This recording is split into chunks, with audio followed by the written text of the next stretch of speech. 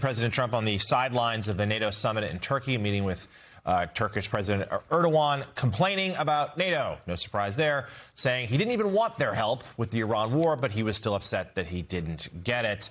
So perhaps setting a tone of more grievances with the alliance as that summit kicks off today and tomorrow. Meanwhile, Michael Tomasky, you note in your latest piece for the New Republic that, and I'll read from it, Donald Trump has a new favorite word.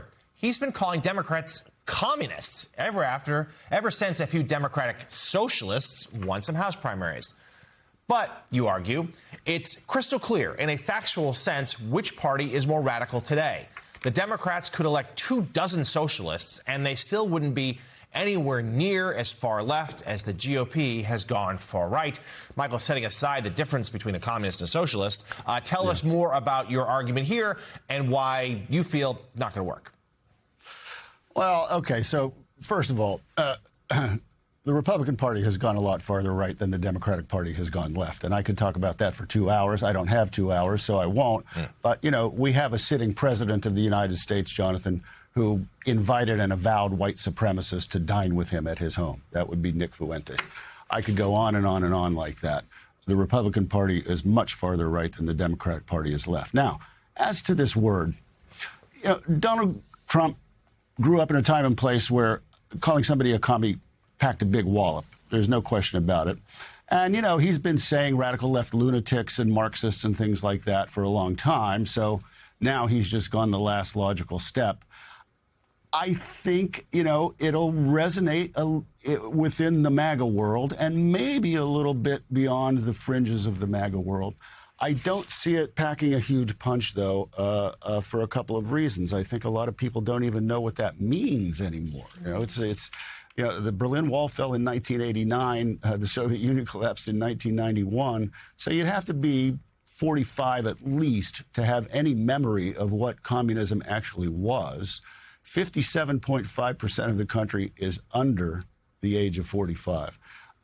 So I don't know. I could be wrong, but I don't see it, you know, generating a lot of heat for him. Nor probably a line that he'll stick with. The new piece is available to read online now. Editor at the New Republic, Michael Tomasky, thank you as always. Meanwhile, President Trump is breaking ground on yet another construction project at the White House. Trump announced yesterday he's building a new granite helipad on the White House South Lawn. We're building a helipad, beautiful helipad.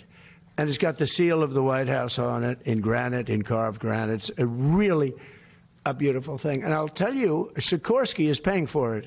You know why? Because they didn't tell us how powerful these helicopters were, and they felt a little bit guilty. They sold us I like power, by the way. I think it's great for a helicopter. But they probably, I don't know, they felt a little guilty. And they are paying for the cost of it. It's about $5 or $6 million. The helipad, of course, not the president's only project. He's also set his sights on renovating the East Wing, the Lincoln Memorial Reflecting Pool, various statues and fountains across the capital city, the golf course, and much, much more. It's all detailed in our next guest's latest piece titled How Trump Became the President of Washington, D.C. Its author, White House correspondent for Semaphore, Shelby Talcott, joins us now. Shelby, good to see you.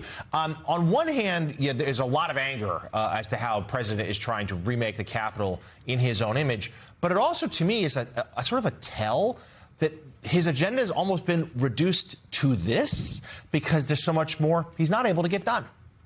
Yeah, I do think that you're seeing he is sort of reaching some of the limits of his power, right? The Supreme Court has checked him on a number of issues, even as they have also given him wins. He's fighting. He's dealing with this kind of intra-party fighting within the Republican Party, within Congress, when historically they have really just agreed to whatever he wants. And so you're seeing as he has these difficulties, he's talking more and more about the projects that he's doing here in Washington, D.C. You're seeing an uptick on Truth Social. He mentions it a lot in public conversations with lawmakers, with us here in D.C. And so he's talking about it more, and he's really leaning in more and more into what can he do here in Washington, D.C. And part of the reason for that is that he has kind of a lot of freedom to do what he wants. There are a lot of spaces here in D.C. that constitute federal land. So he has a lot of leeway that I think people don't realize for him to be able to make a lot of these changes, whether it's here,